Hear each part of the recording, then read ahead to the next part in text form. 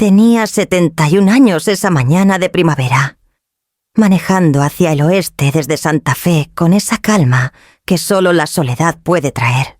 El desierto se desvanecía en el retrovisor y el aire se volvía húmedo y dulce a medida que me acercaba al Pacífico. Durante casi toda mi vida había trabajado con hilos y telas restaurando tapices, cosiendo dobladillos finos para otros, preservando lo que el tiempo intentaba deshacer. La paciencia se había convertido en mi idioma, el silencio, mi refugio. Me llamo Maristela Vázquez. Durante 20 años, una casita en la costa de Puerto Vallarta había sido mi recompensa por décadas de disciplina silenciosa. Compré el terreno después de la muerte de mi esposo, cuando el duelo era como un abrigo pesado que no podía quitarme. Cada pared la medí con mis propias manos.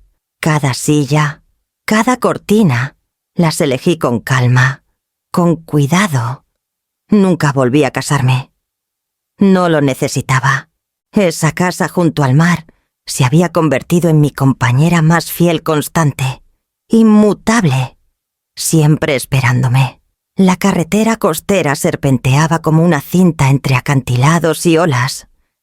Bajé la ventana, dejando que el viento salado me picara las mejillas. La vista de los cipreses inclinándose hacia el mar siempre me llenaba de algo parecido a la gratitud. Era la primera semana de mayo.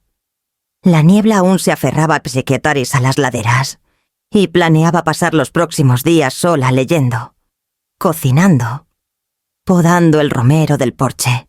No había vuelto desde el invierno, y la idea de dormir nuevamente al ritmo de las olas era como una promesa. Pasados a Julita. Comencé a tararear una vieja canción popular que mi madre cantaba mientras cosía. El ritmo de las llantas seguía la melodía. Cuanto más me acercaba a la casa, más ligera me sentía, como si cada kilómetro desprendiera el peso de los años. Pensé en mi hijo, Emiliano, y su familia en Guadalajara. Había prometido visitarme algún día este verano. Sonreí ante la idea, aunque últimamente apenas hablábamos. Siempre estaba ocupado, siempre. Cuando tomé el camino angosto hacia mi terreno, el silencio era más profundo de lo habitual. Las hojas de los eucaliptos susurraban y el aire olía levemente a algas y madera húmeda. Reduje la velocidad al ver el contorno familiar de la casa, paredes de estuco claro, persianas azules, la luz del porche que dejaba en un temporizador. Todo parecía en orden. Entonces los vi. 2 autos que no reconocí estaban en la entrada de grava. Un SUV blanco y un sedán plateado. Ambos más nuevos que cualquier cosa que yo hubiera tenido. Verlos me detuvo a mitad del camino. La reja del jardín estaba abierta, su pestillo balanceándose con la brisa. Por un momento pensé que tal vez los invitados de los vecinos se habían estacionado mal, pero al acercarme escuché un sonido leve de risas de niños que salía por las ventanas abiertas de mi casa. El arbusto de romero junto a los escalones estaba aplastado bajo un par de tenis embarrados. Apagué el motor, el rugido de las olas sonando débilmente más allá de las dunas, y me quedé muy quieta, con una mano aún aferrando el volante. Las llaves temblaban ligeramente en mi palma. Mi casa no estaba vacía. La puerta mosquitera chirrió al entrar al porche. Las risas cesaron, reemplazadas por el sonido amortiguado de un televisor y pasos apresurados. Por la ventana abierta se colaba el olor a tocino frito y un ambientador artificial. Un aroma pesado que no pertenecía aquí. Mi casa siempre olía a sal y aceite de limón. Nunca a esto. Empujé la puerta. Lo primero que vi fue mi alfombra manchada con algo oscuro cerca de la entrada, zapatos desparramados por el suelo, tenis de niños y unas sandalias grandes. Una maleta descansaba contra la pared, como si alguien acabara de regresar de vacaciones. Mis vacaciones. Mamá llamó una voz desde la cocina. Emiliano apareció. con una camiseta arrugada y sosteniendo una taza que decía «El mejor papá del mundo». Su cabello estaba más largo, con algunas canas en las sienes. Por un segundo, sentí alivio. Mi hijo estaba aquí, a salvo, sonriendo. Luego noté cómo su sonrisa vacilaba. «Emiliano», dije suavemente, «¿qué está pasando? ¿Por qué hay autos en la entrada?» Antes de que pudiera responder, otra voz cortó el aire desde el pasillo. Clara, cortante y claramente en control. «Niños, no corran en la casa. Por Dios, este lugar ya es un desastre». Una mujer apareció detrás de él, alta y de facciones marcadas. Su cabello rubio recogido con un broche que brillaba bajo la luz matutina. Clara, mi nuera, llevaba uno de mis delantales, el de lino azul bordado con conchas blancas, y se limpiaba las manos en él como si fuera suyo. Cuando me vio, se congeló por medio segundo. Luego ofreció una sonrisa ensayada que no llegó a sus ojos. «Oh, llegaste temprano. No sabía que necesitaba cita», dije. Mi voz era calma, aunque mi pulso no lo estaba. «Bueno», empezó, encogiéndose de hombros. «Emiliano mencionó que no habías venido en meses, así que pensamos usar la casa este fin de semana. Es una lástima que esté vacía.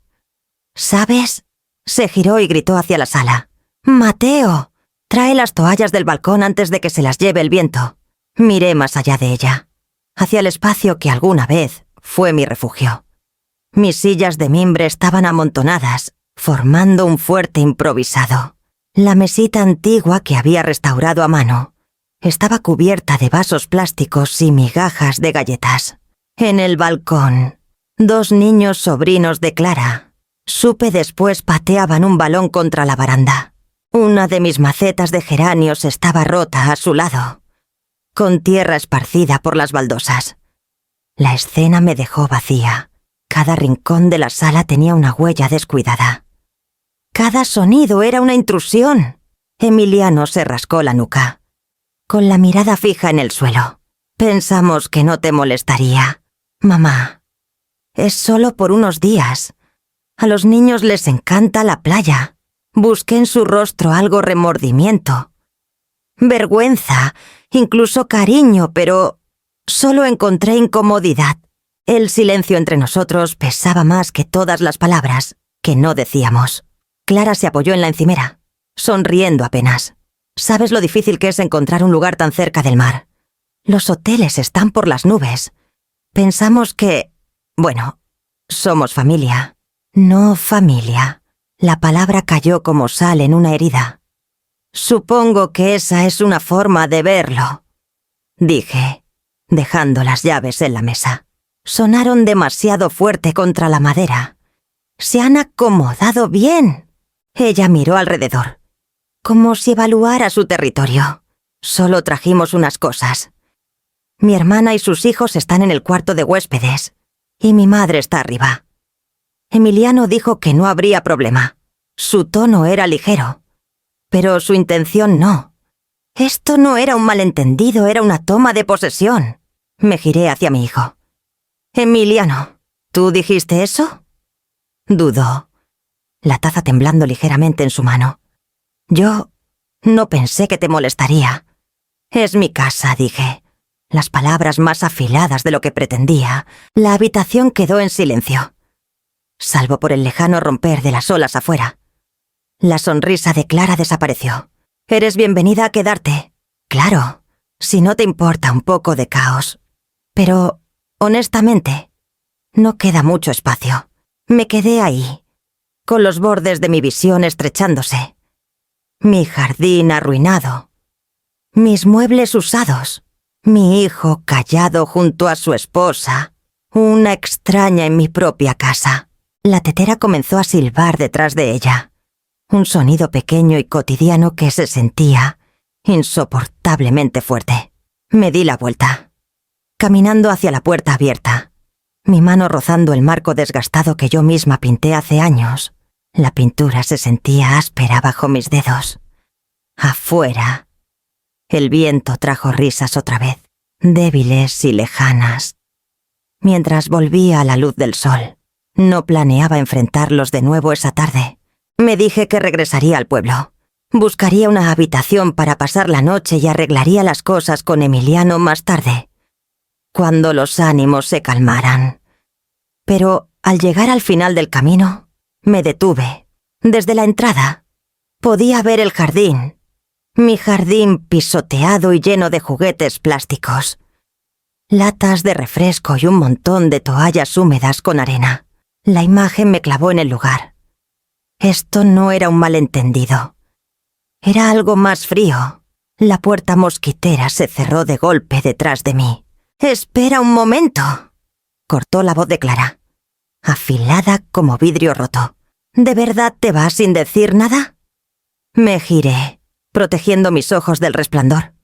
Estaba en el porche con las manos en la cadera, el delantal prestado arrugado y manchado, con algo que parecía salsa de tomate detrás de ella. Emiliano rondaba en el marco de la puerta, medio oculto. «Ya dije suficiente», respondí en voz baja. «¿Suficiente?», soltó una risa incrédula. «Entraste aquí como si fueras la dueña, asustando a los niños, juzgando a todos. Emiliano dijo que podrías usar el cuarto de huéspedes si realmente necesitabas quedarte. Pero la verdad», extendió los brazos, señalando la casa. «No hay lugar. Ya estamos apretados». Sus palabras resonaron, cortando lo último de mi compostura. «Esta es mi casa», Clara, dije. «Yo la construí. Cada tabla, cada azulejo. No puedes decirme que no hay lugar aquí». «Ay, por favor», replicó. «Estás en Santa Fe casi todo el año. Apenas vienes. ¿Qué más da si la usamos? Actúas como si fuéramos delincuentes». Sentí el calor subiéndome al rostro, pero me negué a alzar la voz como ella. Deberían haber preguntado. Emiliano dio un paso adelante, su voz baja. «Mamá, ¿podemos hablar de esto después?» «¿Después?». Lo miré. «¿Cuándo exactamente?» «Emiliano, ¿cuando terminen de convertir mi casa en un motel?». Desvió la mirada. Ese pequeño gesto, sus ojos apartándose de los míos hacia el suelo del porche, dolió más que todas sus palabras juntas. Clara cruzó los brazos, su tono ahora frágil. «¿Sabes qué? Tal vez es mejor que regreses a tu otra casa por ahora. No hay lugar aquí, vieja parásita». Las palabras cayeron como una bofetada. Por un momento, el mundo se redujo al ritmo de las olas contra las rocas y al leve tintineo de los carillones de viento sobre el porche. Emiliano no dijo nada. Mi garganta se cerró, pero no dejaría que viera el temblor en mis manos. Ajusté la correa de mi bolsa y bajé del porche. Un pie tras otro, con deliberación. Detrás de mí, escuché a un niño preguntar qué significaba parásita, seguido por la voz de Clara callándolo. Cuando llegué a mi auto, miré atrás una vez. Emiliano estaba en la puerta, aún en silencio, su rostro medio en sombras bajo la luz de la tarde. Encendí el motor y manejé, la carretera curvándose hacia los acantilados. Mi reflejo parpadeaba en el retrovisor. Una mujer mayor. Sí, pero no vencida, bajo el dolor en mi pecho. Algo más frío y firme comenzaba a formarse. Pensaron que podían hacerme desaparecer. Estaban equivocados. El sol ya estaba bajando cuando llegué a Puerto Vallarta. El océano brillaba como bronce, una belleza que no consuela, solo recuerda lo perdido. Me detuve en un pequeño motel al borde de la carretera, de esos con puertas turquesa desvaídas y manchas de sal trepando por las paredes. La mujer en recepción me dio una llave sin hacer preguntas. Su gafete decía Elsa. Cuando sonrió, fue amable pero mecánico, como se sonríe a viajeros que se irán por la mañana. Mi cuarto olía levemente a cloro y cortinas viejas. Había una lámpara junto a la cama y un pequeño balcón frente a la bahía. Desde allí, veía un grupo de luces parpadeando a lo lejos en la costa. Puerto Vallarta. Mi casa estaba entre ellas. aunque no podía distinguir cuál. Me senté un largo rato, mirando cómo titilaban contra el atardecer, hasta que la línea entre el mar y el cielo se disolvió en sombras. Durante años, esa casa había sido mi refugio. Lo único que construí completamente sola tras perder a Julián. Cuando murió, tenía 52 años, con nada más que un modesto pago de seguro y una máquina de coser desgastada. Pasé las siguientes 2 décadas ahorrando cada peso de proyectos de restauración, tapices antiguos, contratos de museos, noches largas inclinadas sobre sedas deshilachadas, con lupas y cepillos suaves. La casa en Puerto Vallarta era mi prueba de que la perseverancia podía construir algo duradero. Había vertido mi soledad en sus paredes, en el olor a pisos de pino y el jardín de lavanda que solía florecer junto a la cerca. Y ahora mi hijo la había entregado a extraños como si fuera un alquiler vacacional. Aún podía escuchar la voz de Clara, despectiva, como quien habla y a alguien ya considerado irrelevante. No hay lugar para ti, vieja parásita. Lo había dicho con tanta facilidad, como si lo hubiera ensayado.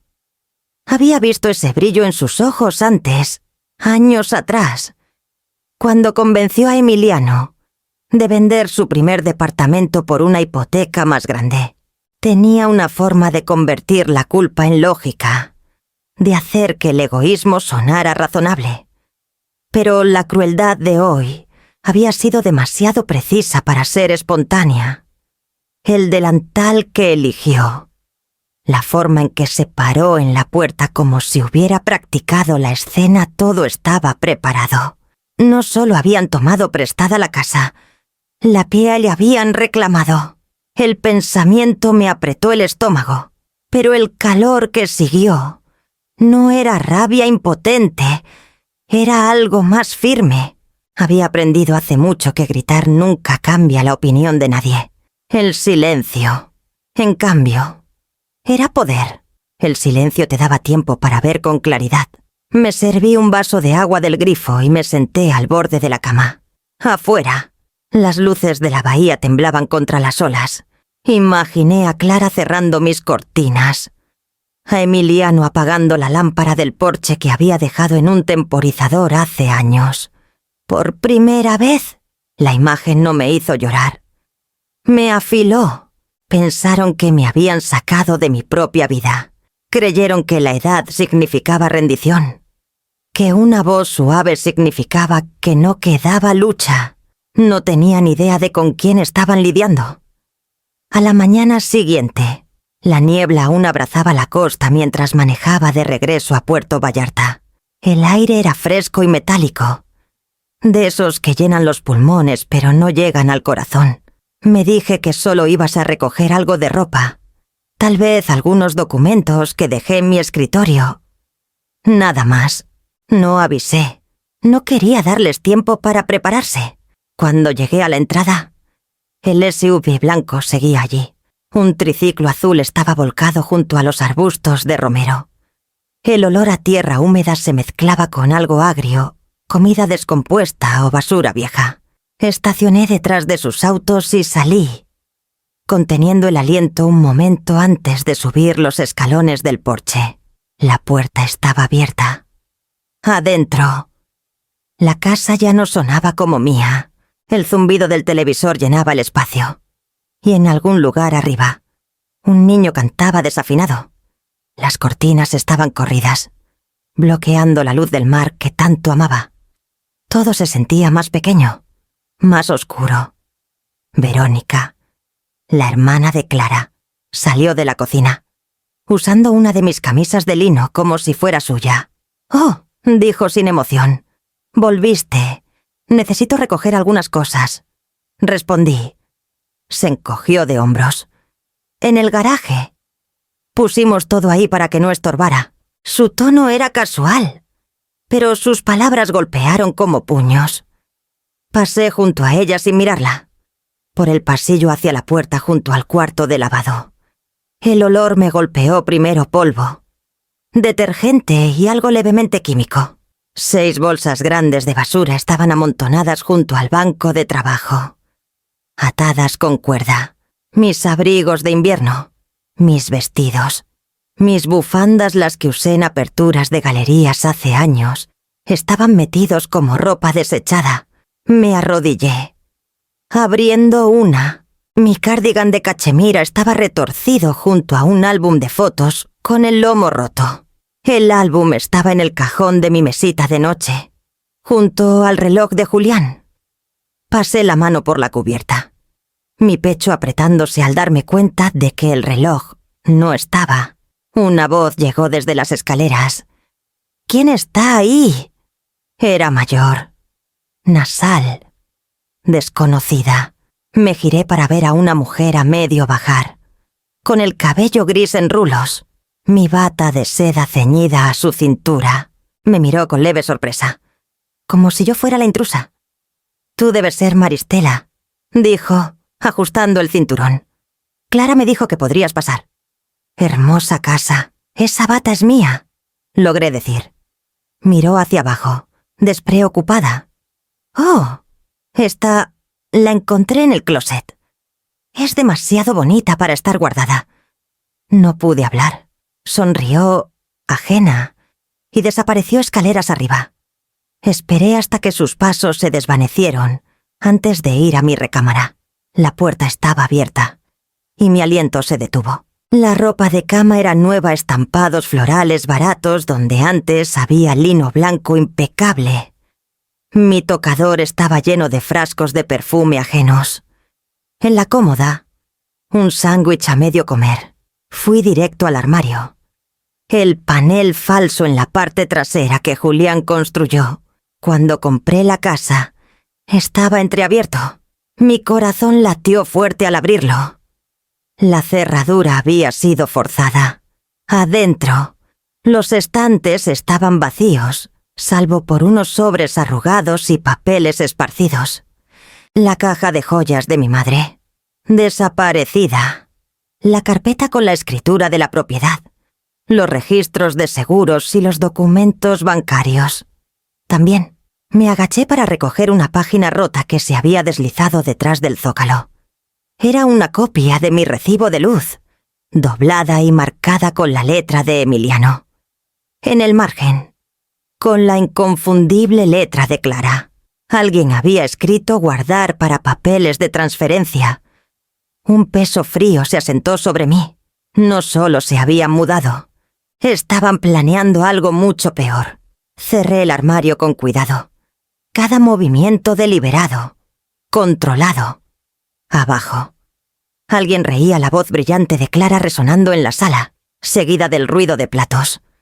El sonido era cotidiano, doméstico, aterrador. Salí sin decir palabra, cerrando la puerta con llave, aunque sabía que ya no importaba. El aire salado me golpeó el rostro al salir. La marea subía rápido, las olas mordiendo las rocas abajo. En ese ritmo del mar, algo dentro de mí se endureció en certeza. Esto no era un accidente. Era un plan. Y descubriría hasta dónde pretendían llegar. No regresé al motel esa tarde. Me quedé en mi auto afuera de la casa, mirando el tablero mientras el sonido de las olas rompía rítmicamente más allá de los acantilados. Mis manos aún olían levemente a polvo y aceite de lavanda del armario. El aroma que solía consolarme ahora solo quemaba. Después de un rato, salí de nuevo y caminé silenciosamente hacia la parte trasera de la casa.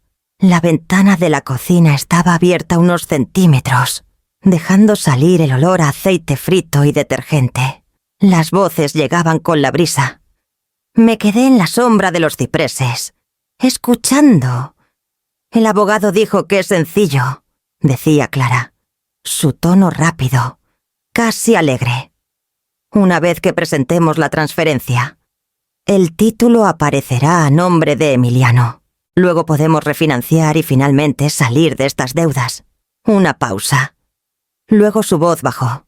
Sí, claro que tengo los papeles y el informe del médico. Digamos que un poco de gratitud ayuda a ser a que las cosas avancen rápido. La clínica no hace demasiadas preguntas. Alguien rió débilmente al otro lado de la línea. Casi podía escuchar la sonrisa en la voz de Clara. ¡Ay! Por favor. No es fraude si la pobre mujer ya está perdiendo la cabeza. La mitad del tiempo olvida dónde dejó sus llaves.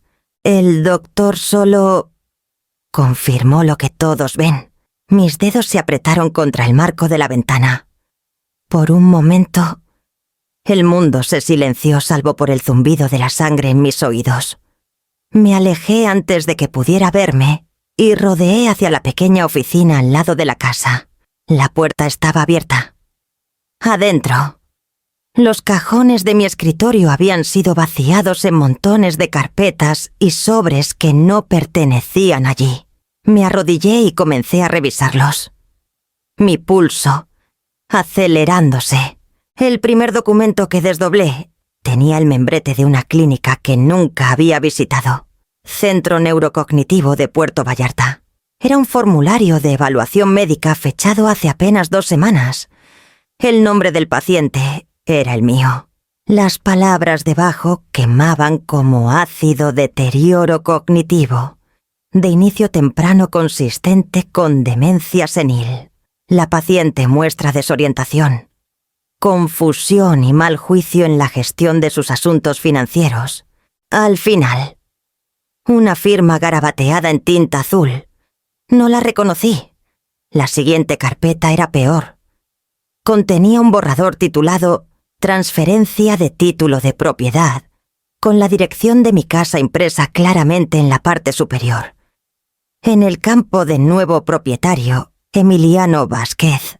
Debajo, una justificación escrita, herencia anticipada, debido a dependencia de cuidador y capacidad disminuida. Dependencia de cuidador. Capacidad disminuida. El nombre de mi propio hijo ligado a ambas. Leí cada línea hasta que las palabras se nublaron. Cada casilla de firma estaba en blanco, esperando solo la mía. Estaban listos para presentarlo en el momento en que yo cediera, o en el que me hicieran parecer que lo había hecho. Doblé los papeles con cuidado, casi con reverencia, y los guardé en mi bolsa. No lloré, no grité. La rabia que crecía en mí tenía bordes, pero era fría y precisa. Años de trabajo de restauración me habían enseñado paciencia. Nunca rasgues lo que puede repararse. Nunca actúes antes de entender el daño. Afuera, Clara reía de nuevo, su voz flotando en el viento como algo venenoso disfrazado de perfume. Regresé a mi auto y me senté al volante. Los papeles pesando en mi regazo. Me habían escrito como incapaz, incompetente, disminuida. No tenía ni idea de lo afilada que seguía siendo mi mente, ni de hasta dónde llegaría para demostrarlo. A la mañana siguiente, manejé al centro de Puerto Vallarta justo después del amanecer. La niebla se disipaba, y las calles estrechas olían levemente a sal y café fresco. No había dormido, pero el agotamiento me afilaba en lugar de entumecerme. Cada pensamiento era como un hilo que debía seguir ordenadamente, con cuidado, hasta tejer un plan lo suficientemente fuerte para sostenerse. El banco estaba tranquilo a esa hora, los pisos de mármol brillando bajo la luz temprana. Detrás del mostrador estaba el señor Ramírez, el gerente de la sucursal que conocía desde hacía casi 15 años. Él me ayudó a abrir mi primera cuenta de ahorro cuando compré la casa en la playa. Y siempre me había tratado con una curiosidad respetuosa, como si le sorprendiera que una viuda manejara sus finanzas mejor que muchos empresarios. Cuando me vio, sonrió. Señora Vázquez, qué gusto verla. No suele venir en persona. Ojalá fuera por algo agradable, dije. ¿Puedo hablar con usted un momento? Me llevó a su pequeña oficina de vidrio con vista al patio. El aire olía levemente a papel y a brillantador de cítricos. Me indicó que me sentara. con un destello de preocupación en los ojos al notar el temblor en mis manos. «Necesito su ayuda», dije sin rodeos. «Puede haber intentos de acceder a mis cuentas por parte de mi hijo o su esposa. No tienen autorización. Pero tienen documentos». Deslicé uno de los informes médicos falsificados sobre el escritorio. «Necesito que todo esté congelado hasta que pueda confirmar la seguridad». El señor Ramírez leyó el papel en silencio, frunciendo el ceño. «Esta firma no es de uno de sus médicos». «¿Verdad?» No dije, «Es una mentira. Están intentando declararme mentalmente incapaz». Exhaló lentamente. «Señora Vázquez, eso es grave. Lo sé. Por eso vine antes de que pudieran avanzar más». Asintió una vez. «Decidido. Restringiremos todo acceso de terceros de inmediato. Sin transferencias conjuntas, sin retiros automáticos, salvo sus servicios básicos. También marcaré su perfil para verificación solo en persona. Por primera vez en días. Sentí algo firme bajo mis pies. Gracias, señor Ramírez. Una cosa más. Necesito una carta certificada del banco, que diga que he manejado mis cuentas sin problemas, que mi capacidad cognitiva y financiera ha sido sólida. ¿Puede hacerlo?» Dudó solo y un momento. «Sí, claro. La tendré lista esta tarde. Pagaré lo que sea necesario». Sonrió apenas. «Sin costo. Usted se ha ganado esta confianza, señora Vázquez». Mientras procesaba las restricciones, saqué una libreta de mi bolso y comencé a escribir una lista. Así manejaba siempre el pánico, catalogándolo. Evidencias, fechas, números, nombres. Anoté cada recibo que podía recordar del último mes, cada transacción, cada factura de servicios que aún tenía en mi archivo. El orden, me recordé, era poder. Cuando el señor Ramírez regresó con la confirmación impresa, me la entregó con cuidado, como si fuera más que papel. «También añadiré una nota interna», dijo en voz baja. «Si alguien intenta cuestionar su capacidad, requeriremos una orden judicial directa. Nada menos». «Bien», dije. Mi voz estaba calma de nuevo. Eso es exactamente lo que quería. Al salir al patio, la luz matutina rompió completamente la niebla, proyectando sombras largas sobre los adoquines. Caminé hacia mi auto con el documento guardado en mi bolso. El sonido de las olas era débil pero presente, como un recordatorio de que incluso la marea más implacable obedece el tirón de la luna constante, predecible, fuera del control de cualquiera. Podían falsificar papeles, firmas y susurrar mentiras, pero no podían reescribir una vida de precisión, no la mía. Para cuando llegué al auto, ya tenía un plan, formándose una lista de qué reunir, a quién llamar y qué pruebas revertirían su plan contra ellos. El miedo no había desaparecido, solo había encontrado su forma. Por la tarde, la carpeta en el asiento del copiloto se había engrosado la carta del banco, recibos de la hipoteca, copias de mis seguros, cada escritura y estado de cuenta que pude recuperar de mis archivos en el pueblo. Era la prueba de quién era, línea por línea, firma por firma. Aún así, mis manos temblaban cuando estacioné frente a Gómez y Asociados. Abogados de familia. La oficina estaba en un edificio modesto en la avenida principal, entre una galería de arte y una florería. A través de la ventana ancha, veía estantes de libros legales y certificados enmarcados. Adentro, el aire olía a cedro y café. La recepcionista, una mujer con ojos amables y aretes de aro plateados, levantó la vista desde su escritorio. «Señora Vázquez, el licenciado Gómez la espera». La seguí por un pasillo estrecho con fotos familias sonriendo en los escalones de un juzgado. Pequeñas victorias inmortalizadas. Cuando abrió la última puerta, El hombre detrás del escritorio se levantó para saludarme. Señora Vázquez dijo, ofreciendo su mano. Soy Tomás Gómez. Por favor, siéntese. Tendría unos 50 y tantos, con ojos reflexivos detrás de lentes sin marco y una raya de canas en la barba. Había una calma en él que me recordaba Piros a mi difunto esposo, el tipo de persona que escuchas antes de hablar. Puse mi carpeta en el escritorio y crucé las manos sobre ella. Licenciado Gómez. Mi hijo y su esposa se han apoderado de mi casa. Y ahora dudé. Luego deslicé los documentos falsificados hacia él. Están intentando declararme mentalmente incapaz para quitármela legalmente. Estudió los papeles varios minutos sin interrupciones. Cuando alzó la vista, su tono era calmado pero firme. Hizo bien en venir aquí. ¿Se puede deshacer?, pregunté. Completamente, dijo. Pero hay que hacerlo con cuidado. Estamos lidiando con invasión de propiedad, documentos médicos falsificados y un intento de fraude contra una persona mayor. Esa combinación puede avanzar rápido o colapsar rápido, dependiendo de cómo lo manejemos.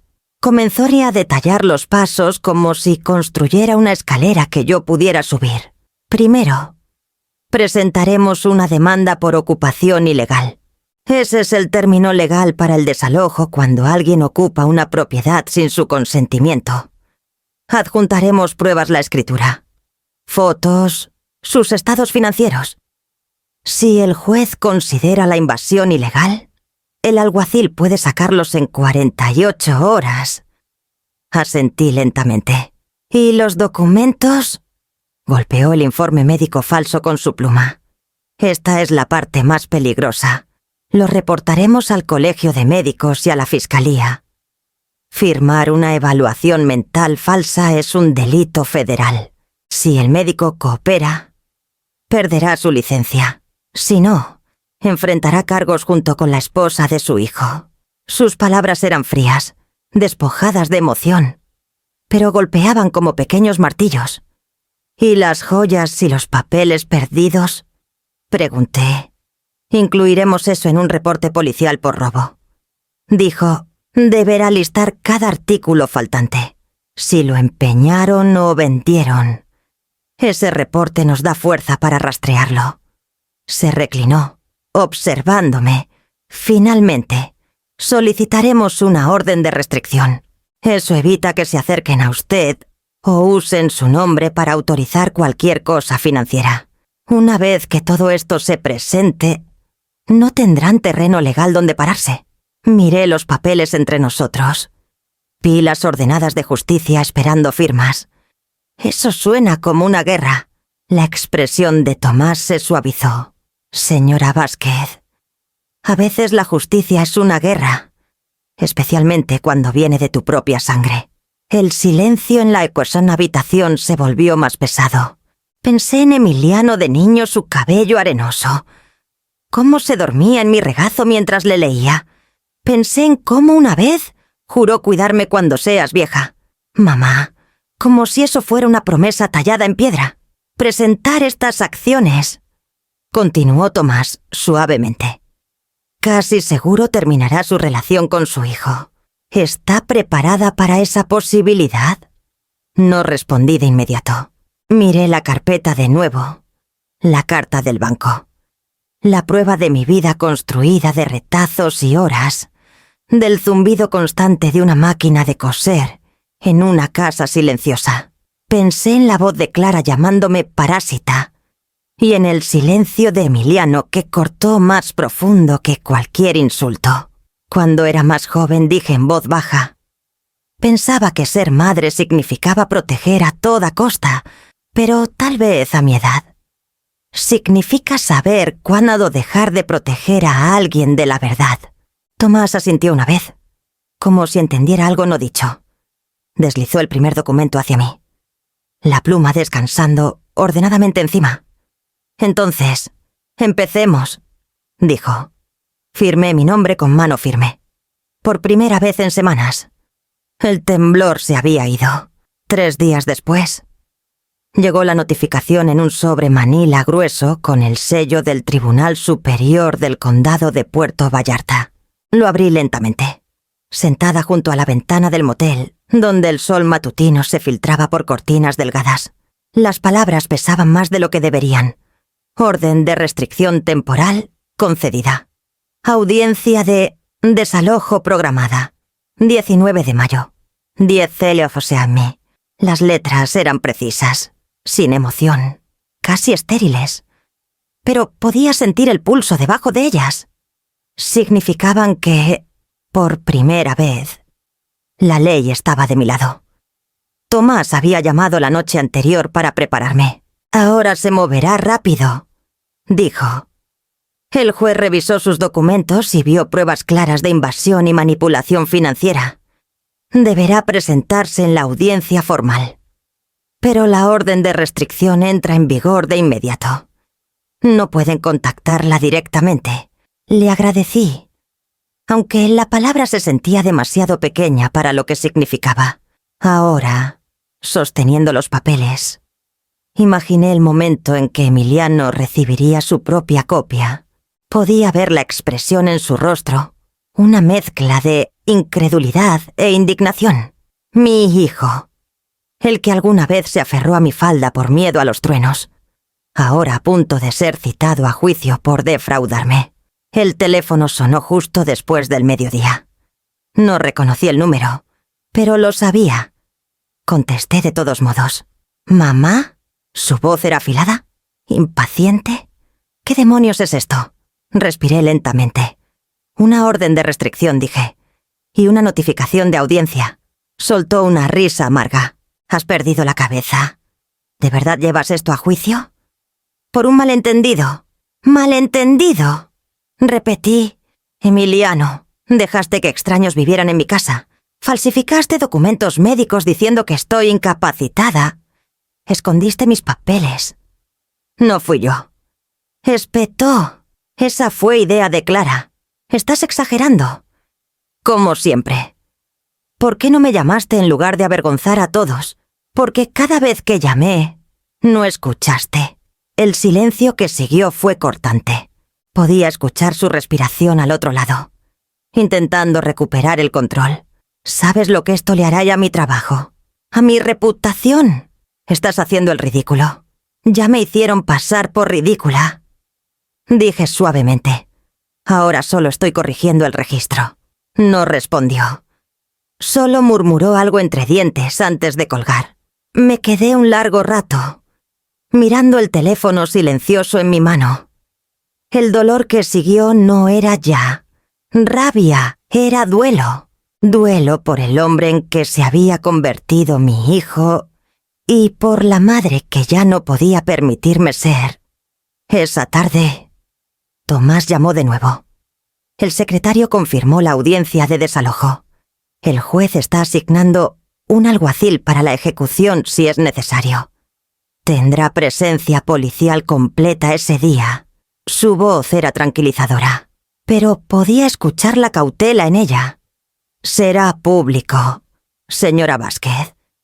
Estos casos suelen atraer atención, especialmente en comunidades pequeñas. ¿Está lista para eso? Miré hacia el mar. Las olas rodaban en patrones lentos e infinitos, indiferentes al drama humano. No estoy segura de que alguien pueda estarlo, dije. Pero estaré allí. Esa noche. Manejé al mirador cerca de Punta Mita, donde solía llevar a Emiliano de niño. Nos sentábamos en las rocas con sándwiches envueltos en papel encerado, viendo a las focas flotar en el oleaje. Él solía apoyar su cabeza en mi hombro y decir: deberíamos vivir aquí para siempre. Mamá. El recuerdo subió como una marea y luego retrocedió, dejando solo silencio. Ya no era la mujer que soñaba con el para siempre. Era la mujer aprendiendo a pelear por lo que era suyo. De vuelta en el motel, puse los papeles del tribunal en mi carpeta de cuero junto a la carta del banco y las escrituras de la propiedad. Alisé los bordes hasta que quedaron perfectamente planos.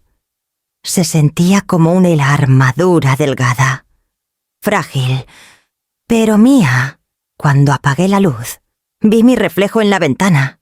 Mi rostro parecía más viejo que hace un mes, pero más firme. El tipo de rostro que podía pararse en un tribunal sin inmutarse. Mañana, los rumores empezarían. La gente susurraría sobre la viuda que demandó a su propio hijo. Pero eso ya no importaba. La dignidad, había aprendido. No era silencio, era mantenerse erguida, incluso cuando todos preferían que te inclinaras. La mañana de la audiencia amaneció pálida y sin viento. El mar más allá del balcón del motel era gris plateado, calmado de una manera que parecía engañosa. Me vestí con cuidado pantalones azul marino, una blusa blanca planchada, el pequeño broche de oro que Julián me dio en nuestro 10º aniversario. No quería parecer enojada ni frágil, quería parecer lo que era la dueña de la casa. A las 9 en punto, me reuní con Tomás Gómez frente al juzgado.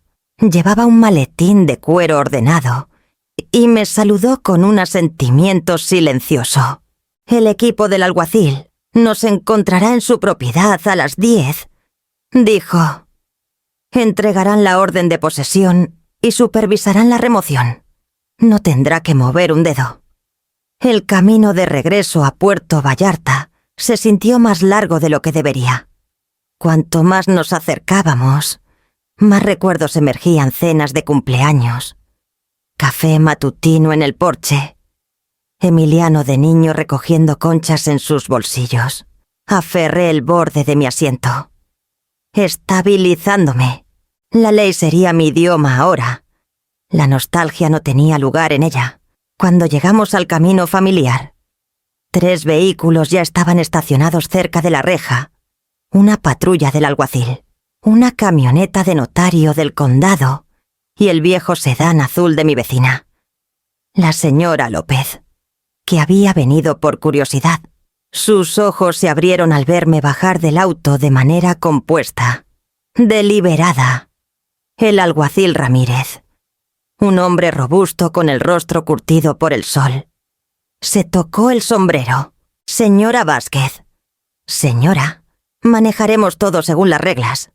Solo quédese donde se sienta cómoda. Asentí, con la garganta seca. Clara fue la primera en aparecer en el porche. Su cabello estaba despeinado, su rostro manchado de pánico. ¿Qué es esto?, gritó. No pueden llegar aquí con la policía. Tomás habló con calma. Es una orden judicial emitida por el Tribunal Superior del Condado de Puerto Vallarta. Ustedes y sus invitados tienen 2 horas para desalojar la propiedad. Toda la propiedad personal de la señora Vázquez se queda donde está. El alguacil le entregó un documento. Lo revisó con manos temblorosas. Luego se giró hacia mí. ¿Tú hiciste esto? ¿De verdad lo llevaste a cabo? Lo hice, dije en voz baja. Eres increíble. Después de todo lo que hemos hecho por ti. No respondí. Detrás de ella, la puerta principal se abrió y apareció Verónica, sosteniendo a un pequeño llorando en su cadera. La sala era un caos, maletas a medio empacar, cereal derramado en la alfombra, juguetes de playa esparcidos cerca del sofá. 2 horas, repitió el alguacil. Pueden recoger sus pertenencias personales. Nada que pertenezca a la propietaria sale de la propiedad. La voz de Clara se quebró. Hay niños aquí. No pueden echarnos como delincuentes. Tomás se giró hacia ella. Eso es precisamente lo que el tribunal ha dictaminado. Ocupación ilegal de una propiedad privada. Tuvieron suficiente notificación. Me quedé en la grava, el viento tirando suavemente de mi cabello. No sentía triunfo ni lástima, solo una profunda y silenciosa finalidad. A las 10:30, el auto de Emiliano entró chirriando en la entrada.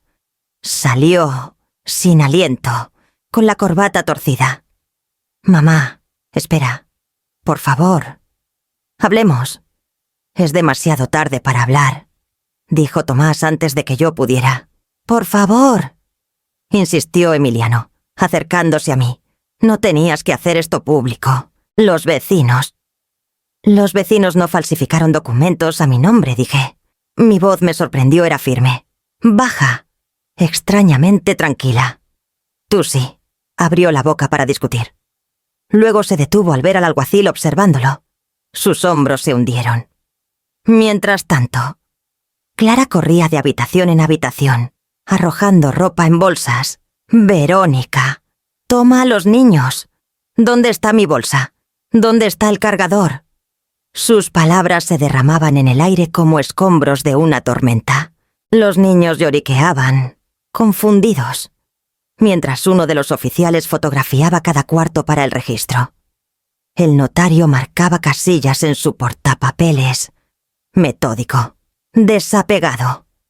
La señora López estaba cerca de la cerca, con los brazos cruzados, sacudiendo la cabeza. Podía imaginar la historia ya corriendo por el vecindario, la viuda que llevó a su hijo a juicio. A las 11:30, la casa estaba medio vacía.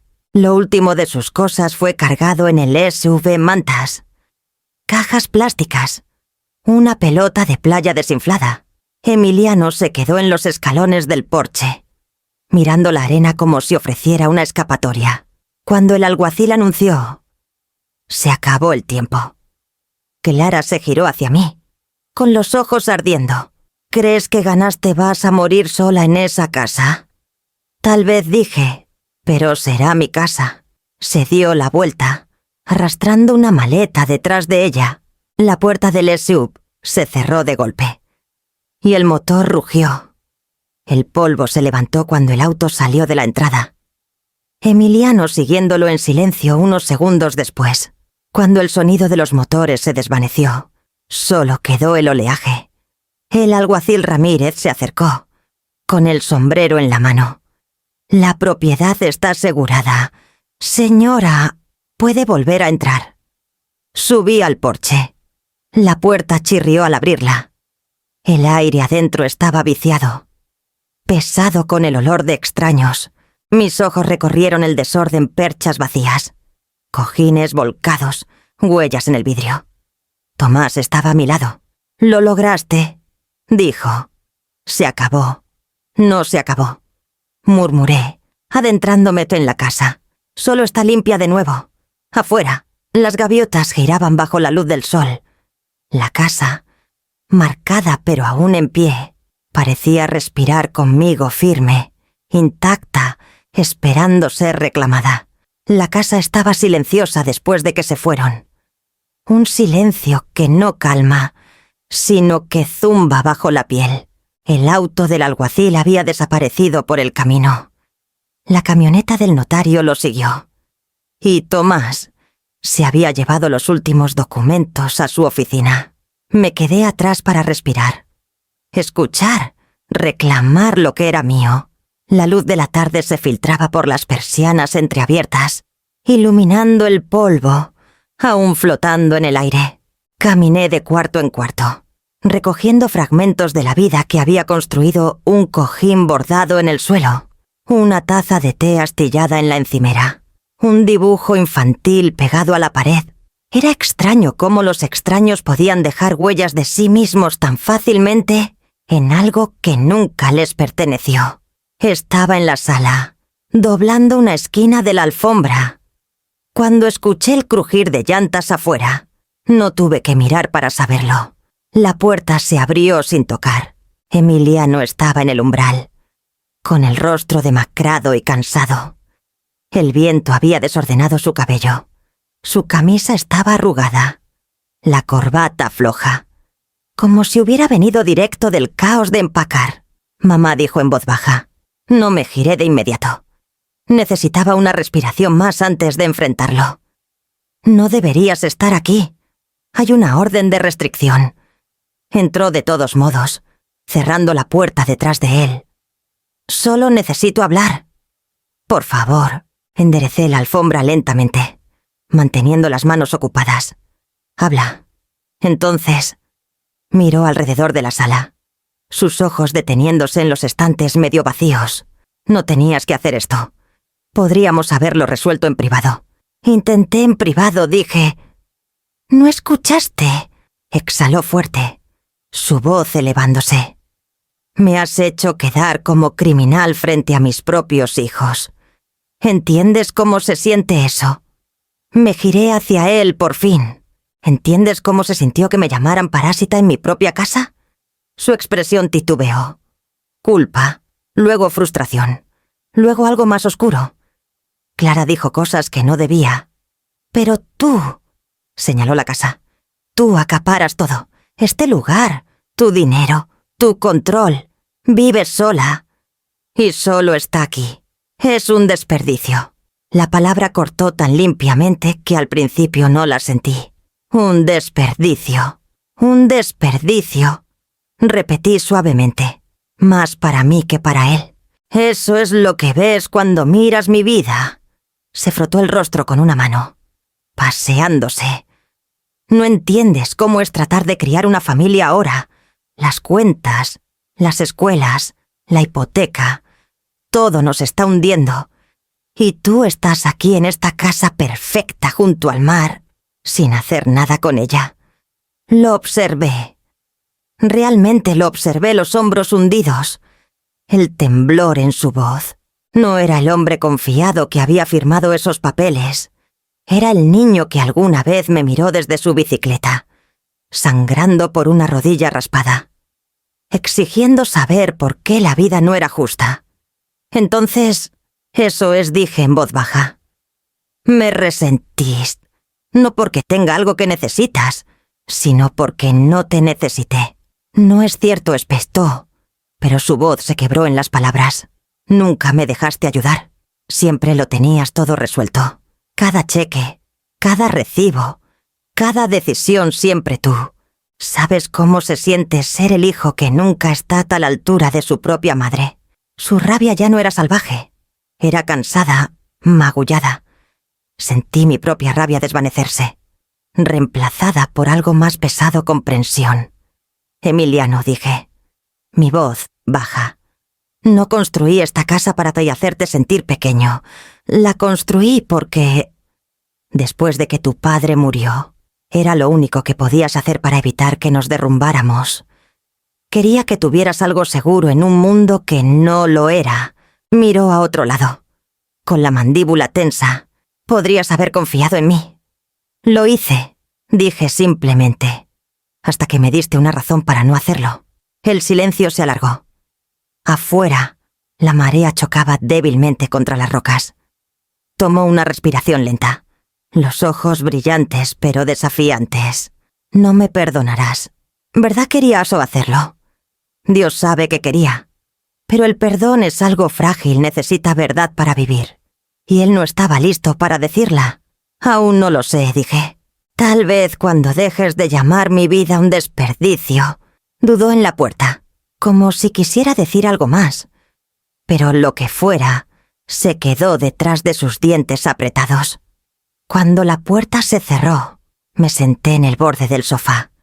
Mis manos temblaban de nuevo, pero no de rabia, de reconocimiento. No me había traicionado por dinero. Me traicionó porque el orgullo había convertido el amor en vergüenza. Y la vergüenza, alimentada lo suficiente, siempre exige un ladrón. Miré hacia el mar por la ventana. El agua brillando dorada bajo el sol poniente. Orgullo, codicia, vergüenza, todos eran solo mareas. Y yo, al menos, había aprendido a quedarme quieta hasta que las olas pasaran. El juzgado olía levemente a barniz y papel. Una mezcla de historia y juicio. La luz matutina se colaba por las ventanas altas, brillando en el sello de latón detrás del estrado del juez. Me senté en la mesa del demandante junto a Tomás Gómez, con las manos cruzadas ordenadamente en mi regazo. Al otro lado del pasillo, Emiliano estaba con la cabeza gacha, un pañuelo arrugado en su puño. Clara no estaba allí. Me habían dicho que había contratado su propio abogado, aunque nadie la había visto desde el desalojo. El alguacil llamó al orden. El sonido de su voz resonó como una puerta cerrándose al pasado. Tomás se levantó primero, firme como siempre. Señoría, las pruebas ante este tribunal establecen 3 hechos claros. La señora Maristela Vázquez está en pleno uso de sus facultades mentales. Es la única propietaria legal de su propiedad y ha sido víctima de un intento coordinado de defraudarla mediante documentación médica falsificada. La jueza, una mujer de unos 60 años con cabello gris corto y ojos impenetrables, asintió. Escucharemos al testigo, dijo. Cuando llegó mi turno de subir al estrado, mi corazón latía tranquilo pero firme. Había imaginado este momento, en pesadillas, con mi voz temblando, el juzgado girando. Pero cuando hablé, las palabras salieron claras y uniformes. Tengo 71 años, comencé, y durante 50 de ellos he manejado mis finanzas sola, construí mi casa con mis propios ingresos, la mantuve, pagué cada impuesto y factura de servicios a tiempo. Nunca he sido internada por deterioro cognitivo, ni he sido diagnosticada con ninguna condición mental. El supuesto informe médico presentado ante este tribunal fue falsificado. Nunca he conocido al doctor cuya firma aparece en él. Tomás entregó el documento a la jueza, luego a la mesa de la defensa. La fiscalía llama al doctor Esteban R. Luján, dijo. Un hombre delgado en un traje barato avanzó, mirando nerviosamente al suelo. Parecía más joven de lo que esperaba. Tal vez de unos 40. Cuando el secretario lo juramentó, evitó mi mirada. Doctor Luján, comenzó Tomás. ¿Ha conocido alguna vez a mi cliente, la señora Vázquez? Antes de hoy, el hombre tragó saliva. No, señor. Entonces, ¿cómo apareció su firma en un informe médico que la diagnostica con demencia temprana? Dudó. Me pidieron que firmara un formulario de evaluación estándar. Dijeron que la paciente era mayor y estaba confundida, y que el archivo ya había sido llenado por otra clínica. No pensé que se usaría para algo oficial. Un murmullo recorrió el juzgado. La jueza levantó la mano. Silencio. Tomás continuó. ¿Recibió compensación por esta firma? La voz del doctor cayó a un susurro. Sí. Cuando miré hacia Emiliano, su rostro estaba pálido, sus labios temblando. Por primera vez, vi miedo en sus ojos. No miedo al castigo, sino al reconocimiento. La historia que se había contado a sí mismo se derrumbaba frente a él. La jueza se inclinó hacia adelante. Su tono preciso. Este tribunal encuentra pruebas suficientes de fraude de propiedad, falsificación de documentos y mala praxis médica. La propiedad ubicada en Camino del Ciprés 418 permanecerá bajo el título exclusivo de la señora Maristela Vázquez. Además, este asunto será remitido a la Fiscalía para revisión penal. Su mazo golpeó una vez. Fuerte. Final. Afuera. Los reporteros ya se habían reunido. Sus cámaras esperando como buitres. Tomás me protegió lo mejor que pudo. Pero los micrófonos aún destellaban frente a mi cara. ¿Cómo se siente haber ganado contra su propio hijo?, gritó uno de ellos. Me detuve, sosteniendo su mirada solo una vez. No se siente como ganar, dije. Se siente como sobrevivir. Esa noche, los titulares se esparcieron por las noticias locales. Mujer mayor gana caso contra fraude familiar. Pero bajo cada palabra de triunfo, yacía algo más silencioso, más difícil de nombrar, la certeza de que la justicia, una vez reclamada, no restaura lo que el amor ya perdió. Era casi el atardecer cuando sonó el golpe en la puerta. Acababa de regar la lavanda junto al porche. El cielo extendido en suaves bandas de coral y gris. El sonido me sobresaltó firme, pero no hostil.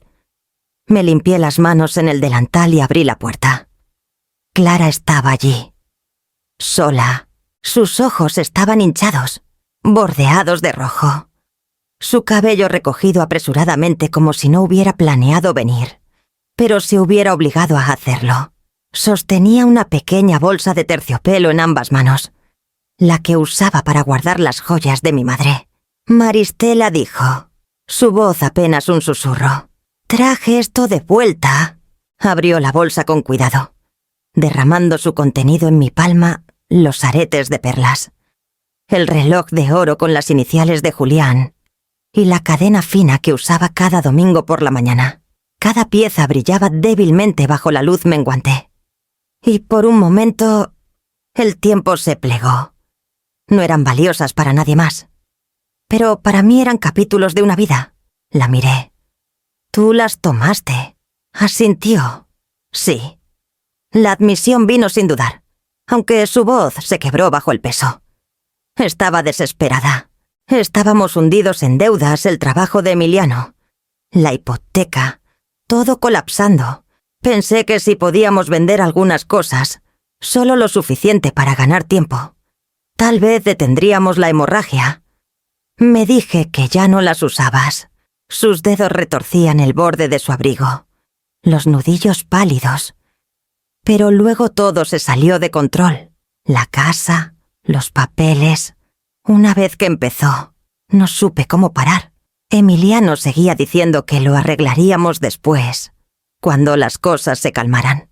Dijo que lo entenderías. La dejé hablar. Sus palabras salían frágiles, pequeñas. El sonido de alguien intentando vaciar una carga demasiado pesada. «¿Lo haces?», preguntó finalmente, encontrando mi mirada. «¿Entender? Quiero decir, entiendo la desesperación», dije lentamente. «La he vivido. Pero la desesperación no es excusa para la crueldad». Las lágrimas volvieron a sus ojos. «Lo sé. Tienes todo el derecho a odiarme. Odiar requiere demasiada energía». Respondí. «Prefiero usar la mía para reconstruir». Soltó una risa rota, cubriendo su boca como si le avergonzara. «Lo perdimos todo. Emiliano está suspendido mientras investigan. Las cuentas del abogado. Dios, todo se fue. Vine porque quería devolver esto antes de que se convirtiera en una mentira más que cargáramos. Por primera vez». Noté lo delgada que estaba. La agudeza que alguna vez la definía se había suavizado en agotamiento. Señalé la mesa. «Siéntate. Si necesitas». Negó con la cabeza. «No, no puedo quedarme. Solo quería devolver lo que tomé.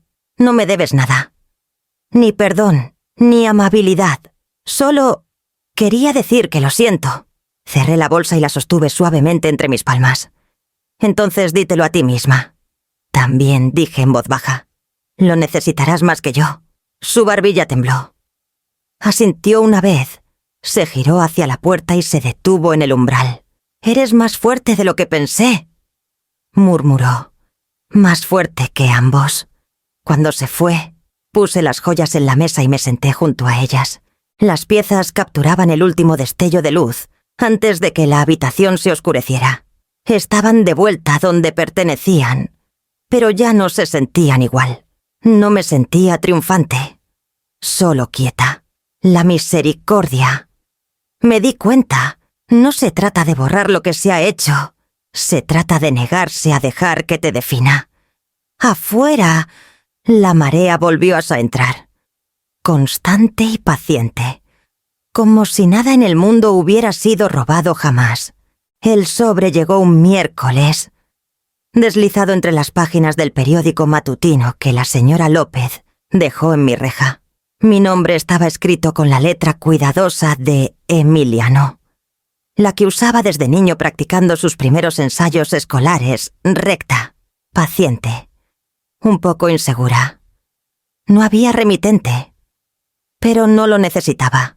Por un largo rato, solo lo sostuve, sintiendo su peso contra mi palma. La brisa del mar alborotó mechones de cabello contra mi mejilla. Y la casa detrás de mí estaba silenciosa, tan silenciosa que casi zumbaba. Había tomado semanas de volverle esa calma. Las alfombras limpias, las cortinas reemplazadas, el olor de la intrusión fregado de cada superficie. Adentro. El aire olía levemente a aceite de limón y sal. Puse el sobre en la mesa de la cocina junto al jarrón de ramitas de romero y observé cómo la luz se arrastraba lentamente sobre él. Una parte de mí quería abrirlo de inmediato. Otra quería arrojarlo al fuego antes de que deshiciera la frágil paz que había construido. Al final, lo abrí con el abrecartas que Julián me dio una vez plateado. Delgado, preciso. Su letra llenaba la página. Mamá, sé que no tengo derecho a pedirte nada. He perdido tu confianza, tu respeto y tal vez el derecho a llamarte madre. Pero pido una oportunidad, no por mí, sino por los niños. Siguen preguntando por qué no pueden ver a su abuela. No entienden qué pasó. Y no sé cómo explicarlo sin empeorarlo. Clara y yo estamos separados. Ella ha pasado por más de lo que imaginé. Y me he visto obligado a ver el papel que jugué en todo esto. No escribo para defender lo que hice. No hay defensa. Solo quiero empezar a reparar lo que aún puede repararse. Aceptaré tu silencio si es lo que necesitas. Pero, por favor, no dejes que los niños crezcan creyendo que su padre destruyó todo sin remedio. Lo firmó Emiliano, de la misma manera que firmaba las tarjetas de cumpleaños de niño. Con la cola de la N curvándose demasiado. Lo leí 2 veces. Luego lo doblé con cuidado y lo puse a un lado. No hubo lágrimas, ni rabia. Solo una quietud que se sentía casi sagrada. Pedía paz, pero la paz había aprendido. No se podía mendigar. Había que construirla, silenciosamente. Ladrillo por ladrillo. Dentro de la persona que había sido agraviada. Llevé la carta hacia mi estudio y la puse en el cajón donde guardaba mis papeles de seguros y recibos bancarios. Lo cerré con llave y guardé la llave en el bolsillo de mi cardigán. No había necesidad de responder. No aún. El silencio. Descubrí. A veces podía ser el límite más gentil de todos. Esa tarde llamé a mi abogado. Tomás contestó al segundo timbre. Señora Vázquez. Sí, dije. Quiero hacer cambios en mi testamento. Dudó. Por supuesto. ¿Qué tipo de cambios? La casa, dije. Cuando me vaya, no irá a toda la familia. Quiero que se coloque en un fideicomiso para una fundación que apoya a personas mayores, víctimas de abuso financiero. Algo duradero. Algo que signifique que esto no fue solo una herida personal. Hubo una pausa. Luego un suspiro suave, casi de admiración. Prepararé los documentos esta semana. Después de colgar, salí al porche. El mar estaba tranquilo otra vez, el horizonte ligeramente dorado bajo el sol poniente. Pensé en mis nietos, en la inocencia aún intacta por el orgullo y el miedo. Y esperé que me recordaran no por el silencio, sino por la firmeza debajo de él. La carta quedó bajo llave. Algunas cosas, decidí, eran mejores guardadas en la quietud que reabiertas en el ruido. El verano llegó silenciosamente ese año, con mañanas más suaves y gaviotas que se quedaban más tiempo sobre la marea. Sentí de nuevo el deseo de compañía, pero no del tipo que venía de cenas familiares o charlas corteses. Quería ser útil, poner mis manos a trabajar en algo que pudiera superar el duelo.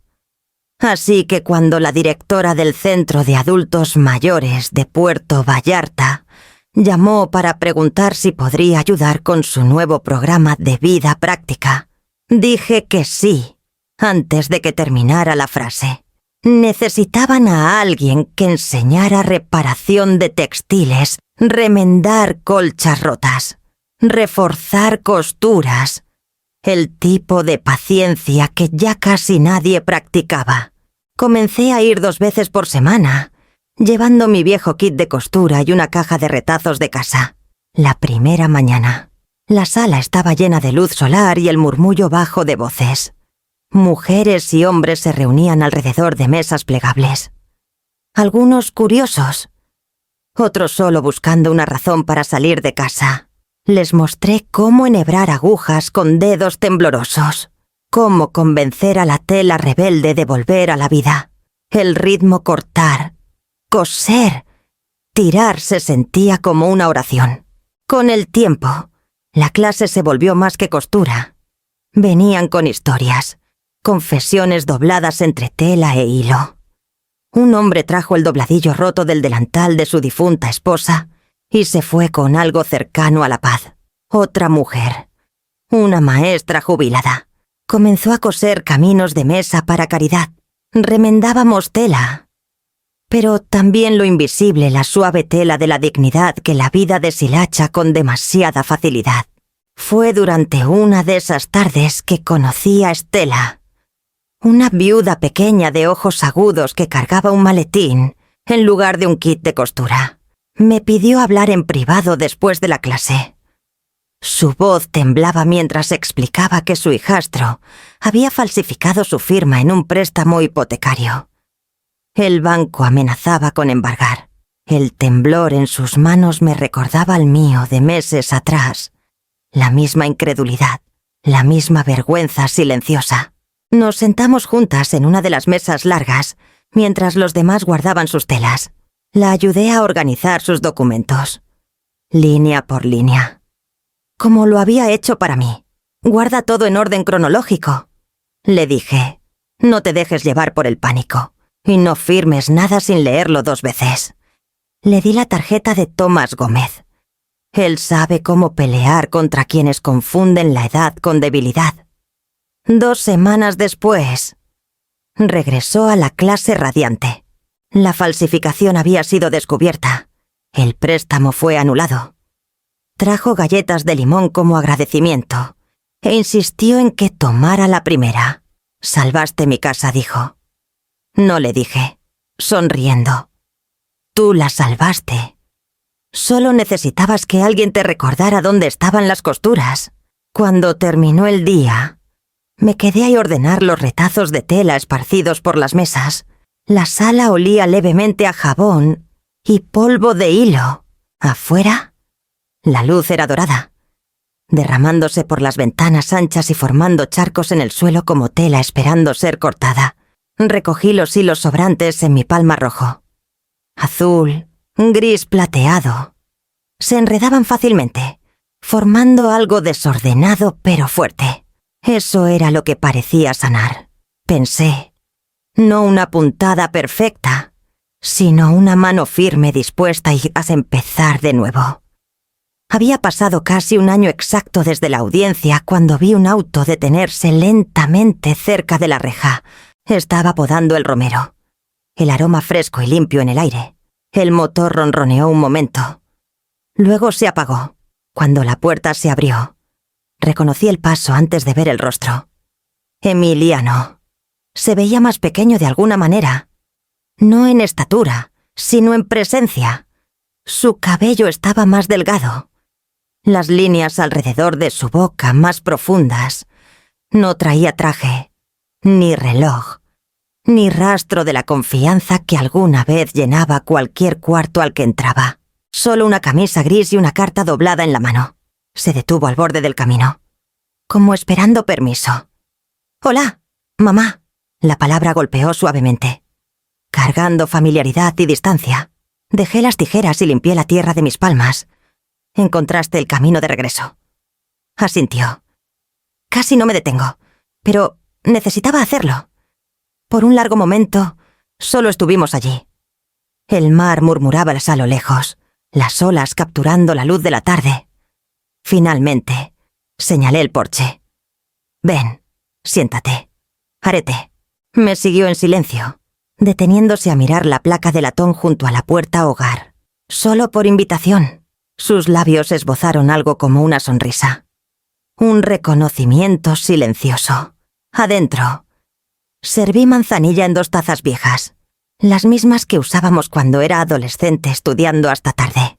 Se sentó en la mesa, con los hombros encorvados, mirando sus manos. «Lo siento», dijo, «por todo, por lo que hicimos. por lo que me convertí. No lo interrumpí. La disculpa era silenciosa, sin adornos, del tipo que solo llega cuando el orgullo se ha consumido. Pensé que estaba protegiendo a mi Fatit, a mi familia, continuó. Pero, en realidad, solo tenía miedo de fallar, de necesitarte, de no ser suficiente. Tenía razón sobre los límites. Solo no sabía cómo vivir con ellos. Puse la tetera entre nosotros y lo miré a los ojos. Lo que más dolió no fue perder la casa.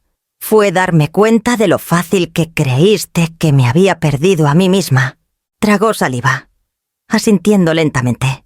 Lo veo ahora. Nos quedamos en silencio.